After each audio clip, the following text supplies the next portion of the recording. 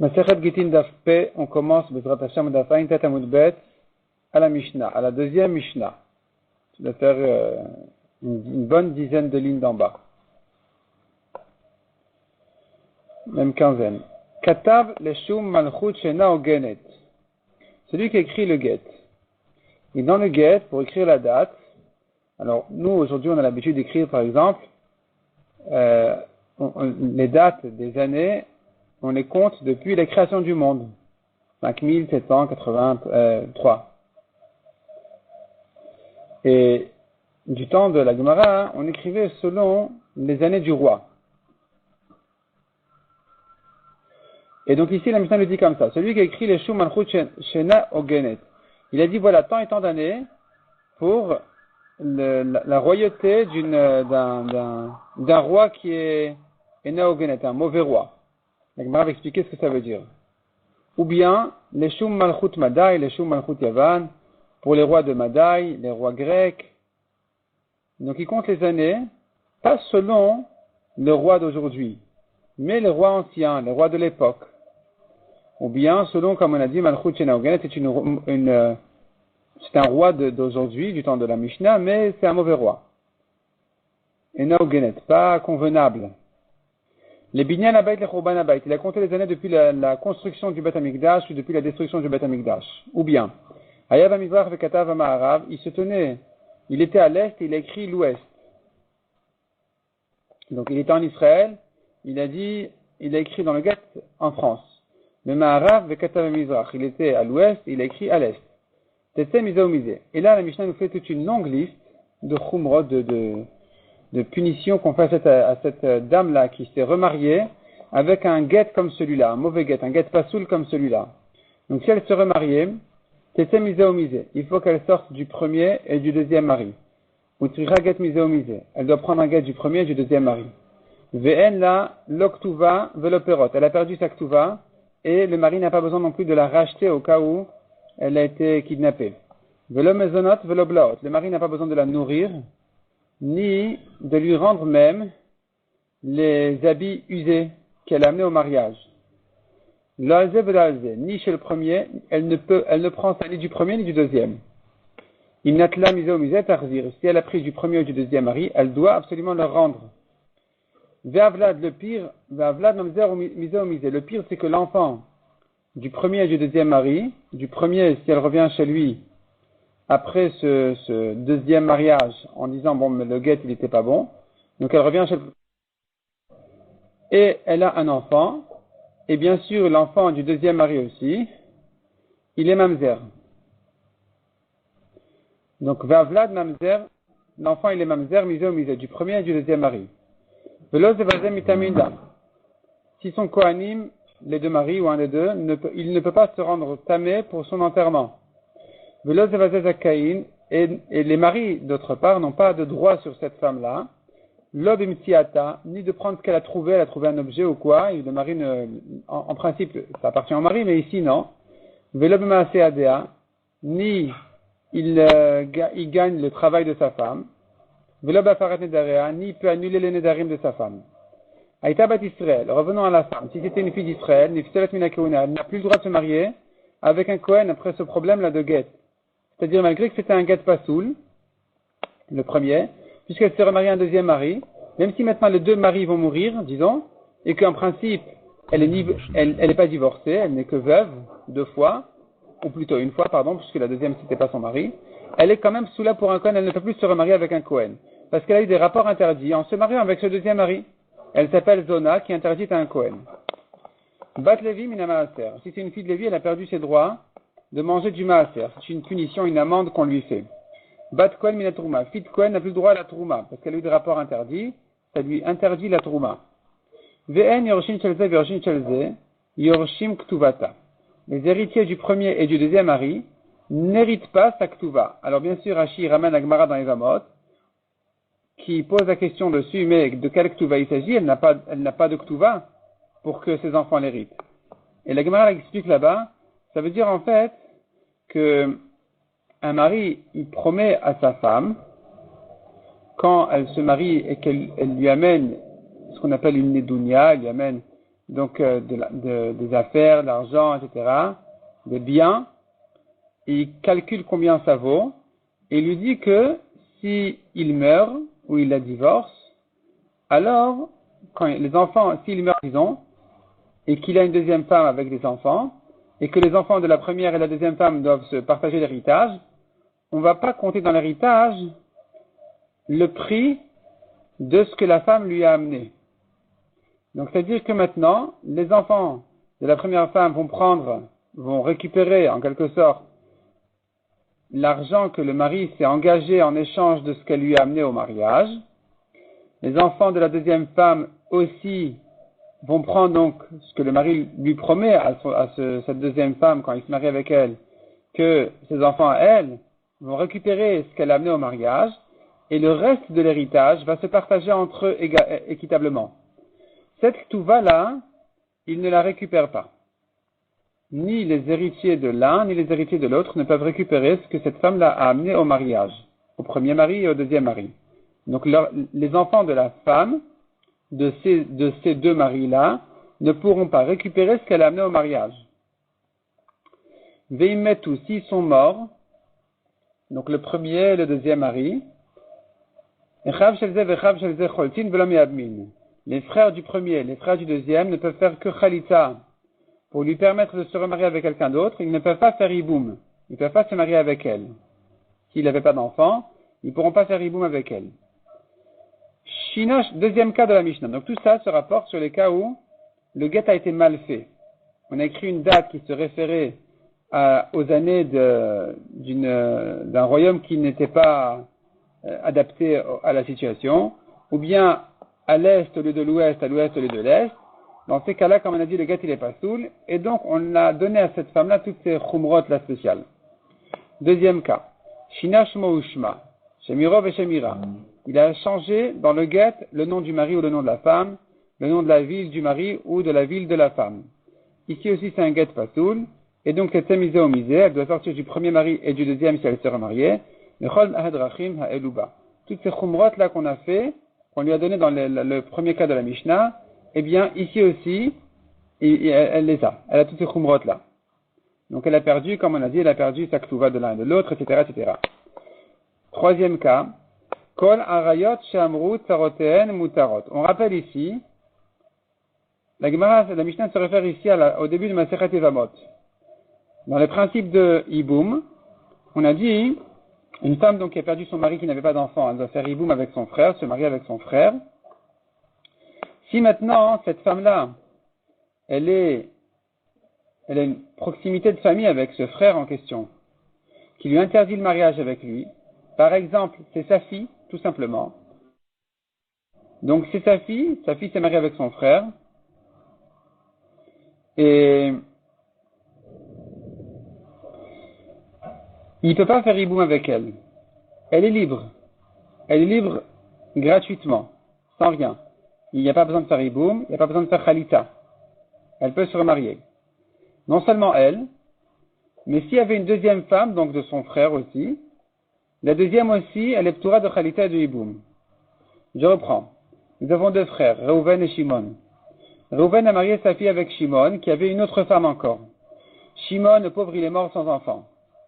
Il aurait été question que Reuven fasse Yiboum avec une des deux femmes de Shimon, son frère. Or, Yiboum avec sa fille, il peut pas. Et de même, donc la halakha est que de même qu'avec sa fille, il fait pas Yiboum, la deuxième femme non plus, elle est ptoura complètement de Khalita et de Yiboum. Elle peut se remarier immédiatement avec quelqu'un d'autre. Ce qui se passe maintenant, c'est comme ça. Donc, Kol Arayot, toutes les femmes interdites, comme sa fille par exemple, donc la fille de Reuven, qui était mariée à son frère, elle est interdite à son père Reuven, en Yiboum. Chez Amrou, sur ses proches de famille, là on a dit, Tsarotéen Mutarot. Non seulement la fille de Reuven qui se marie avec Shimon, elle est permise, elle peut se remarier, mais Tsarotéen, la deuxième femme de Shimon aussi, peut se remarier. Al-Khouat Tsarotaelu, Venis'u. Si maintenant la deuxième femme de Shimon est allée se marier, sans Khalita, sans Iboum, sans rien, Venimtseu Elu Ailonit. Il s'avère que la fille de Reuven, elle est stérile, elle ne peut pas avoir d'enfant du tout. Donc, la deuxième femme de Shimon, a perdu son tour, son droit de se remarier. C'est-à-dire, qu'est-ce qui a permis à la deuxième femme de Shimon de se remarier? Le fait que Shimon était marié aussi avec une femme qui était interdite en Hiboum à son frère Réhouven parce qu'elle était sa fille. Et maintenant qu'il s'avère que cette femme-là, elle était stérile. Puisqu'il s'avère qu'elle était stérile, alors il n'était pas question du tout il se trouve que c'était un faux mariage. Il n'aurait pas voulu se marier avec elle s'il le savait. Et donc, la deuxième femme de Shimon a perdu son droit de se remarier. Non seulement elle a perdu au futur, mais elle a perdu même rétroactivement quand il s'avère que la première femme de Shimon ne pouvait pas lui offrir ce droit de se remarier. Elle est obligée de faire Khalitsa ou Yiboum avec Réhouven, la deuxième femme de Shimon. Qu'est-ce qu'on fait maintenant? Elle s'est remariée entre-temps. Elle n'a pas attendu de savoir si la fille de Réhouven, elle sera une femme qui peut amener des enfants ou qu'elle est stérile. Et donc apparemment elle est encore petite, on ne pouvait pas savoir encore. Et voilà que maintenant elle est adulte et qu'il est très clair qu'elle ne peut pas avoir d'enfants. Qu'est-ce qu'on fait maintenant avec la deuxième femme de Shimon? Eh bien, la Mishnah nous dit, la deuxième femme de Shimon, qui s'est remariée avec quelqu'un d'autre, elle a perdu tous ses droits de mariage avec le premier, avec le deuxième. Ni elle se marie avec, ni elle revient faire Hiboum avec Réhouven, ni elle peut rester chez son deuxième mari, ni elle prend la ktuva de l'un ni de l'autre, etc., etc., etc.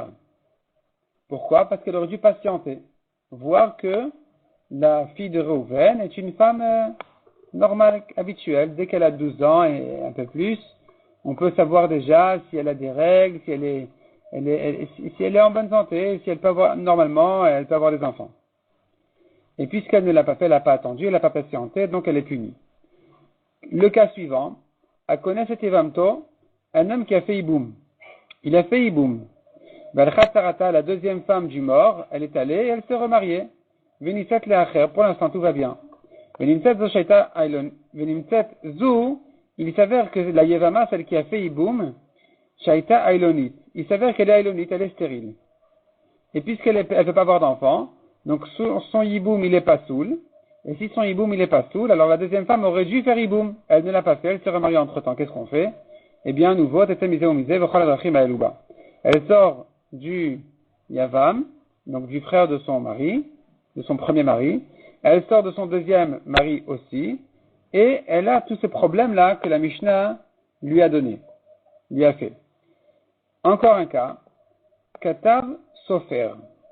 Get laïsh veshovar laïsha. Donc le Sofer, on lui a demandé de préparer ici un divorce. Un divorce veut dire, il doit préparer un get au mari qui va le donner à la femme, et préparer un shovar, un reçu à la femme qui va le donner au mari comme preuve que le mari lui a payé sa ktuva. Veta'a, le Sofer, il était un peu rêveur, il s'est trompé, il a fait le contraire. Venatan get laïsha veshovar laïsh. Il a donné le get à la femme, il a donné le shovar, donc le reçu, au mari. Venatnu zelazé, le mari qui tient le papier du Sofer, il était aussi un petit peu dans les vapes lui aussi, et donc il tient maintenant un shovar dans la main, et il n'est pas conscient que c'est pas un get, il le donne à sa femme, il dit voilà, je t'ai divorcé avec ce papier. Et voilà, je te paye ta ktuva, et la femme lui dit merci pour la ktuva, prends ce papier comme preuve que tu m'as payé la ktuva. Il se trouve que le papier est un get. Donc la femme a donné le get au mari, le mari a donné le shovar à la femme, ou la femme s'est remariée, et voici plus tard il s'avère que le get est dans la main du mari, le shovar est dans la main de la femme, il se trouve donc que la femme n'a jamais été divorcée. Qu'est-ce qu'on fait? On connaît déjà la lacha, elle perd tous ses droits de mariage, elle sort du premier, elle sort du deuxième, etc., etc., etc. Rabbi Elazar Omer. Rabbi Elazar dit, attends, c'est pas évident. Le mari qui nous montre le get comme preuve que finalement il ne l'a jamais divorcé, qui t'a demandé de le croire? Peut-être qu'il est en train de jouer maintenant il nous fait un coup maintenant. Il a rencontré sa divorcée, et il a vu sur elle qu'elle n'était pas contente avec son nouveau mariage. Ils sont mis d'accord de la libérer, et donc elle lui a rendu le guet, et maintenant il lui a donné à elle le shovar. Ils font semblant maintenant qu'il s'était inversé, il s'était trompé, qu'elle n'a jamais été divorcée. Qui t'a demandé de le croire? Alors Rabbi Elazar dit, écoute, c'est pas évident. si tout de suite, après le faux divorce, on trouve que c'est le mari qui a le guet et la femme qui a le shovar, alors effectivement, le guet est mauvais. Il n'y a chavman yatsa, mais si le temps est passé, et que voilà, le mari trouve le guet dans sa main et la femme le shovar dans sa main, arrête le guet.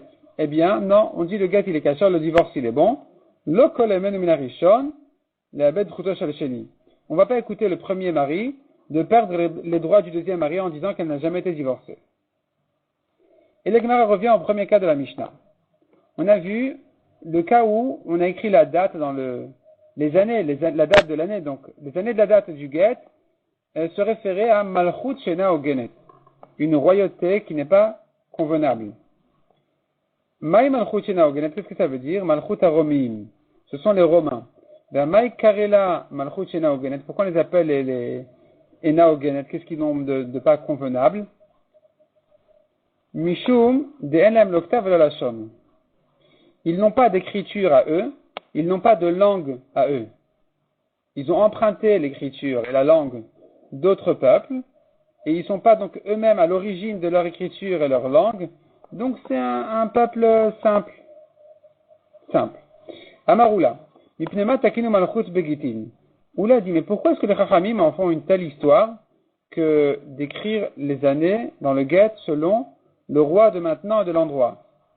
Mishum Shlom Malchut, pour qu'il y ait la paix avec le roi.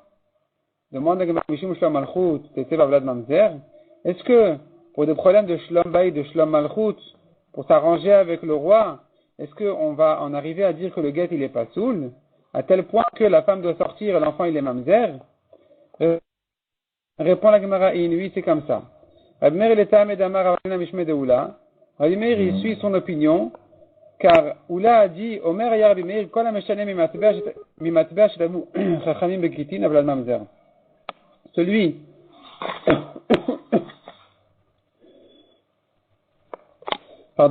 qui fait un changement dans le matbea, celui qui fait un changement, mimatbea shetavu chachamim begitin. C'est-à-dire, il a changé ce que les chachamim ont fixé comme texte, comme règle de préparation de guet, à Vlad Mamzer, l'enfant il est Mamzer. Il faut suivre précisément ce que les Chachamim ont dit, comment faire un guet. Dès qu'il y a quelque chose qui a mal été fait, eh bien le guet il est pas sous, l'enfant il est Mamzer, si elle se remarie. Les Shou Malchut Yavan, on a vu encore d'autres cas dans la Mishnah, on a dit donc soit pour les Romains, soit pour les Grecs, soit la construction du Beth Amikdash, la destruction, ou Tricha. La Gemara dit, il a fallu ramener tous ces exemples-là dans la Mishnah. Diash Moïnan Malchut Shena Ogenet, si on a vu que le premier cas, donc des Romains, j'aurais dit Mishum de Melicha, parce qu'ils règnent encore aujourd'hui, et puisqu'ils sont concurrents avec nos rois à nous, qui sont les rois de Babel, de l'endroit où ceux qui régnaient, qui dominaient sur le Eretz Israël du temps de la Mishnah, alors j'aurais dit que c'est ça la raison pour laquelle on a un problème ici de Shlom Malchut, et que le guet il sera pas soul. Aval Malchut Madai ou Malchut Yavan. Mais s'il a écrit les années selon les rois de Madai et de Yavan et des Grecs, Maïdé Ava, j'aurais dit que ça dérange personne, ça y est, c'est une histoire, c'est ancien. Et donc ça ne rendrait pas le guet pas soul. La Mishnah a eu besoin de dire que dans ce cas-là aussi il est pas soul. Viash Meinan Malchut Madai Malchut Yavan. Si on avait eu que ces cas-là, les rois de Madai et de Yavan, Mishum de Malchut Avu, ils étaient des rois. Donc quand même, ça dérange un peu les nouveaux rois d'entendre que on se fie aux anciens. Aval binyan abayit maïde avava, mais le Beth Amikdash, c'est pas ici un roi qui gouvernait pour que tu dises que le juif qui compte les années de la construction du Beth Amikdash, eh bien, il se rebelle. Non, ça ne veut pas dire qu'il se rebelle. Donc j'aurais pu croire maïde avava, c'est bon, c'est une histoire ancienne, ça gêne personne. Viash mina binyan abayit, si on avait eu que le cas de la construction du Beth Amikdash, j'aurais dit d'Amrikam Mad Keresh Yivchayu. Oui, ces juifs-là, ils se souviennent et ils rappellent toujours leur bon temps, leurs bonnes époques. Alors, ça dérange les goïms d'entendre que les juifs ils sont pas contents.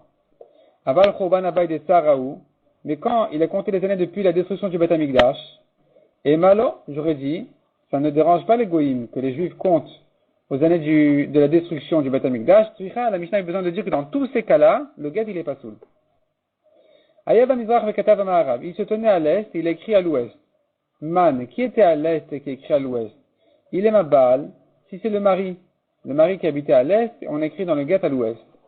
Haïnu Shinash Moushma, Shemirov Shemira, la Mishnah l'a dit dans le cas suivant, clairement, s'il y a eu un changement sur le nom du mari ou de la femme, ou bien de la ville du mari ou de la femme.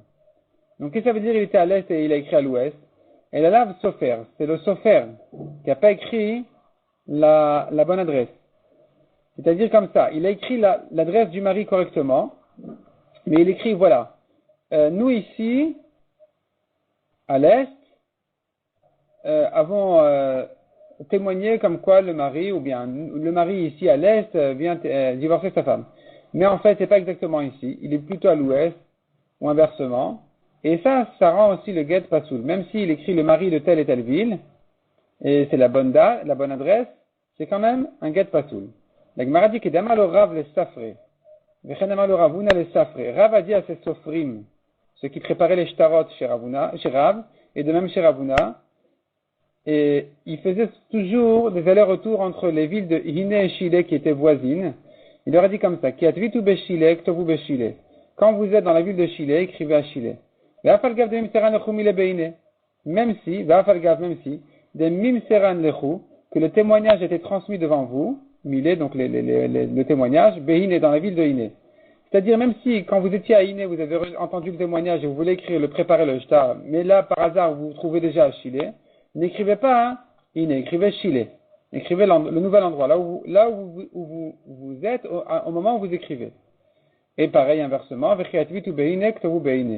quand vous êtes à Hine, écrivez Hine. Même si le témoignage vous a été transmis dans la ville de Chile, écrivez l'endroit où vous êtes. Amar Ravida Amar Shmuel, on tourne la page. Zou divrei Rabbi Meir. Notre Mishnah, les paroles de Rabbi Meir. Aval Chachamim omrim afilu lo katav leshem santar shebair. Chachamim disent que on n'en fait pas une histoire du fait que il a écrit une ville au lieu d'une autre. Il a écrit les années d'un roi au lieu d'un autre, même si le problème de Shlomo Malchut, c'est que Rabbi Meir que le craint, mais d'après les Chachamim, même s'il n'a écrit que le Shem Santar Shebair, c'est quelqu'un qui est responsable de reconnaître les frontières de chaque maison, de chaque champ dans la ville. Et donc, on écrit, tant et tant d'années, ça fait déjà 17 ans depuis monsieur Untel, qui est le responsable des champs de la ville. Ça gêne personne. Arrête Gourechet, elle est divorcée. D'après les Chachamim, c'est pas un problème. Aougit, la Gemara raconte sur un get, d'Avaktiv Belechem, Istandra de Bashchar. Istandra, c'était le maire qui gouvernait dans la ville de Bashchar, qui était le serviteur du roi. Et donc, ils ont écrit les années de ce maire-là. Shalcha Rav Nachman barav Chizda lekamed de Rabba, qui a Gavna Mai. Rav Nachman a envoyé la Sheila à Rabba, est-ce que c'est un problème? Shalach, il lui a dit, Be'afilu Rav Meir modé. Ici, même Rabbi Meir, il est d'accord que c'est kasher. Maïtama, Motaman Chutu, parce que il n'est pas concurrent, il est soumis au roi. Pourquoi c'est différent du santar qui est responsable des champs de la ville, alors que lui aussi, il est soumis complètement au roi, il gouverne pas du tout, simplement, il a une responsabilité de reconnaître les frontières des champs, c'est tout, pas plus. Et là, Rabbi Meir, il a dit, le get, il est pas soul. Pourquoi Rabbi Meir, il aurait dit que le get, il est pas soul alors qu'il est soumis au roi? Répond la Gemara Atam Zilalo Milta. Quand tu écris le santar chez Bahir, je suis responsable à des champs, tu te moques un peu du roi. Tu donnes de l'importance à quelqu'un qui n'en a pas. Et alors, si il n'est pas concurrent avec le roi, et alors s'il est soumis au roi, il n'a tellement pas d'importance, son poste, qu'on n'a pas de raison de se référer à ces années à lui. Par contre, quand tu parles du maire, Shbichalo Milta, le maire, c'est un petit roi quand même, et c'est bien, puisqu'il est soumis au grand roi. Au contraire, c'est un honneur qui est accordé au grand roi, donc c'est pas un problème. Même Rabbi Meir sera d'accord ici que le get il est kasher. Amar Rabbi Abba Maravuna Amarav. Zou divrei Rabbi Meir. Notre Mishnah, les paroles de Rabbi Meir. Aval Chachamim omrim avlad kasher. Les Chachamim ils disent que l'enfant il est kasher. Dans le cas de Shlomo Malchut, comme on a dit, l'enfant il est cachère. C'est-à-dire si les années qui ont été écrites dans le guet sont des années d'un autre roi que celui qu'il fallait, eh bien, l'enfant il est cachère. Elle s'est remariée, on ne va pas dire que l'enfant, le deuxième, il est mamzer. Ou modim chachamim le Rabbi Meir. Chachamim qui disent dans ce cas-là que l'enfant il n'est pas mamzer, ils sont quand même d'accord avec Rabbi Meir dans le cas, chez Imshina Shmo Ushma Shemiro Beshemira, s'il y a une erreur sur le nom du mari ou de la femme, de la ville du mari ou de la femme, Shavlad mamzer. Là, le guet il est vraiment pas sous le Minatora et l'enfant, si elle s'est remariée, il est mamzer. Amar Ravashi Afanane Mitnina. Ravashi dit on peut le déduire de notre Mishnah, parce que la Mishnah, elle a ramené ça comme un nouveau cas. On a vu dans la Mishnah que s'il y a eu un changement sur les noms, sur les villes, elle doit sortir du premier et du deuxième mari. Et toutes ces punitions-là, tous ces problèmes-là, eh bien, la concernent elle aussi. Haman Ktanela, qui c'est qui a enseigné ce cas-là? Il est Marab Meir. Si c'est Rabbi Meir qui l'a enseigné, on aurait dû le mélanger avec le premier cas. Ça ressemble au premier cas. Il y a eu une erreur sur, on a dit, l'Est et l'Ouest, sur les années. On aurait dû dire aussi, d'ailleurs, s'il y a eu une erreur sur les noms. Pourquoi la Mishnah, elle a mis ça en deuxième cas, comme un cas indépendant? La Mishnah, une fois qu'elle a terminé toutes les halachot de cette femme qui a reçu un mauvais guet, elle commence un nouveau cas à traiter. Et elle dit, voilà, s'il y a eu un changement sur les noms, c'est un problème. Elle doit perdre tous ses droits. Pourquoi la Mishnah, elle a mis ça en deuxième cas? Et la Shmamina Rabbanan Shmamina, c'est la preuve que ce deuxième cas-là, il est reconnu même par les Chachamim. Kol Arayot Shamru Bechuli. On a vu encore dans la Mishnah, une femme qui aurait dû faire Yiboum ou Khalitza avant de se remarier. Mais, elle s'est permis finalement de se remarier parce que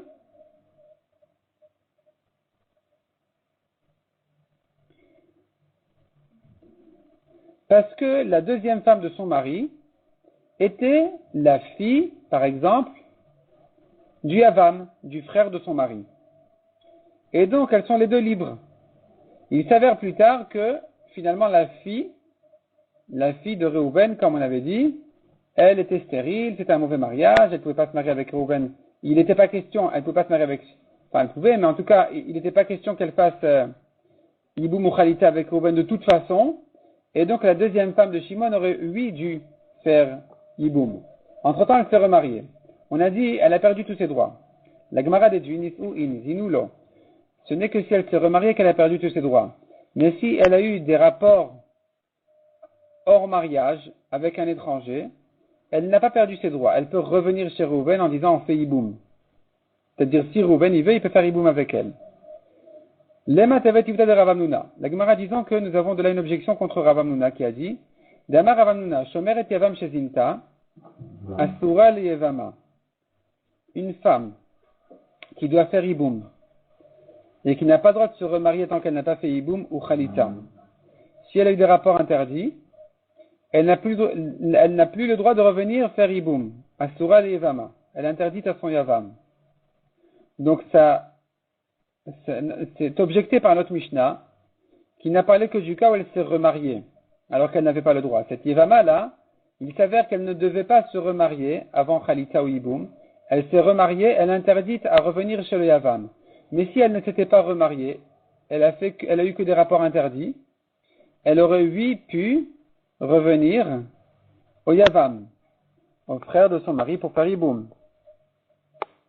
Or, Rav Hamnuna dit que même dans ce cas-là, elle ne peut plus revenir chez le Yavam. Elle ne peut que faire Khalitza. La Gemara dit non, on n'a pas d'objection, là. Nis'u bu'adin ezinu. Quand on a dit elles se sont remariées, pas forcément remariées. S'il y a un problème de znout aussi, elle n'a plus le droit de revenir chez le Yavam. La raison pour laquelle la Mishnah nous a parlé du cas où elle s'est remariée, Lishna Ma'alianakat. C'est un langage propre. Mais, il en est de même dans le cas où il y a eu un problème de znout, qu'elle ne peut plus revenir chez Réhouven. Vika Damre, deuxième version. Nis'u bu'adin ezinu. Les Chachamim, donc les Talmidei Chachamim à la Yeshiva, ont compris que si la Mishnah parlait du cas où elle s'est remariée, alors qu'il s'avère qu'elle devait faire Yiboum ou Khalitza, eh bien, il en est de même si elle a eu un problème de znout. Lema Mesel Rav Hamnuna. Donc, on a une preuve de notre Mishnah pour Rav Hamnuna. D'Amar Rav Hamnuna Shemeret Evam Shezinta Asura Levama. Donc, Rav Hamnuna qui avait dit, si cette femme-là qui aurait dû faire Yiboum, elle est allée faire znout, elle est interdite à revenir à son Yavam. Donc nous avons une preuve de notre Mishnah qui a dit, voilà, tu vois bien, elle s'est remariée alors qu'elle n'avait pas le droit. Et, entre parenthèses, Sarah, ici, il y a eu un problème de znout. Elle ne revient plus chez le Yavam. La Gemara dit, non. Nis'ou d'Avuka. On a parlé de mariage. On n'a pas parlé de znout. Mishou de Michalfa, Beisha Shalach Balal Imdinatayam. Si elle s'est remariée, c'est là on lui interdit de revenir au Yavam. Une femme qui devait faire Yiboum, qui n'a pas attendu le Yiboum, elle s'est remariée, elle n'aura plus jamais le droit de faire Yiboum. Pourquoi? Même dans notre cas, nous, où c'était une erreur, eh bien, elle ne pourra plus refaire Yiboum, parce que ça se confond, Mishum de Michalfa, ça se confond, Beisha Shalach Balal Imdinatayam. Avec le cas d'une femme, que son mari il est parti loin, au loin, et un témoin vient dire il est mort, elle s'est remariée, et voilà que son mari, il revient vivant. On ne sait pas s'il faut dire malheureusement ou bien heureusement, il est revenu vivant, et il s'avère maintenant que la femme, elle était chez Ish alors qu'elle s'est remariée, et c'est là on lui a interdit de revenir chez le premier mari et de rester bien sûr chez le deuxième mari. Et donc le cas où maintenant, la Yevama, au lieu de faire Iboum, elle s'est remariée, alors, ici aussi, on a ce problème. Ça ressemble à ça. Pourquoi ça ressemble à ça? Parce que de même que là-bas, les gens ils vont dire, mais cette femme-là, donc dans le cas où le mari il était parti au loin et qu'elle a entendu qu'il était mort, elle s'est remariée. Pourquoi elle n'a pas d'ordre de revenir chez le premier mari? Parce que les gens ils vont pas savoir que le mari il est mort entre-temps avant de revenir. Ils vont se dire, il a dû la divorcer, c'est quand même plus logique que de croire qu'il est mort et qu'il est revenu. Il a dû la divorcer, elle s'est mariée avec quelqu'un d'autre, et un beau jour elle a regretté, elle revient chez le premier mari. Ce qui interdit Minatora, parce qu'une divorcée qui se remariait n'aura jamais le droit de revenir chez son premier mari. Donc les Chachamim lui ont interdit de revenir chez le premier mari, même si elle n'a pas été divorcée entre-temps, simplement elle a cru que son mari il était mort. Eh bien ça ressemble aussi au cas, ça se confond aussi. Donc on va confondre dans un autre cas où elle était Yevama, elle s'est mariée, et elle veut revenir finalement chez le Yavam pour faire Yiboum. Les gens ils vont croire que que le Yavam, il lui avait fait Khalita. Donc il avait libéré en faisant Khalita, et c'est là où elle a pu se remarier. Maintenant elle regrette, elle veut revenir chez le Yavam, ce qui est interdit Minatora. C'est pour ça qu'ici, effectivement, on va dire, non, c'est fini, elle s'est remariée, elle ne revient plus chez le Yavam, même si c'était une erreur, qu'elle n'avait pas fait Khalita, ni Yiboum.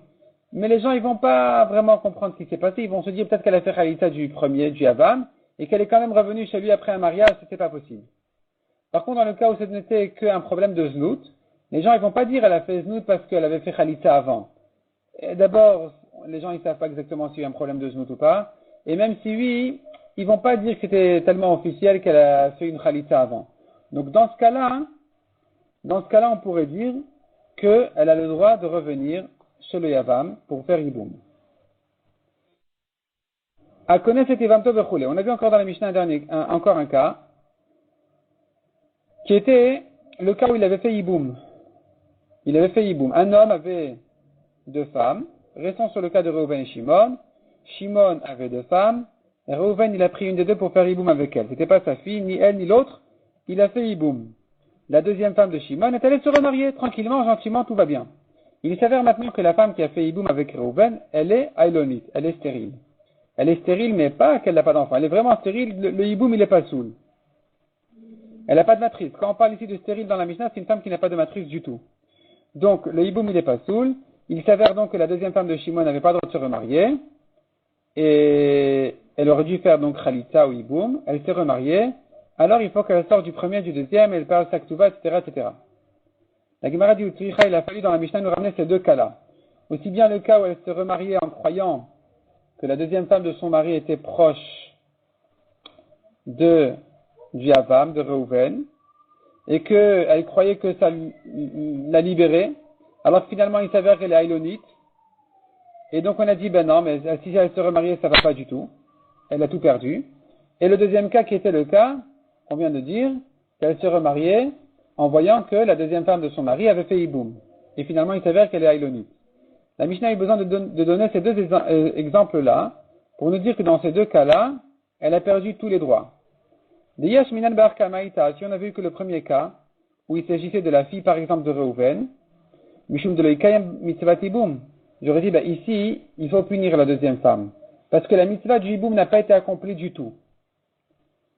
Et qu'elle s'est libérée gratuitement, sans rien, en s'imaginant que puisque la deuxième femme de Shimon, de son mari, était la fille de Reuven, alors ça l'a libérée.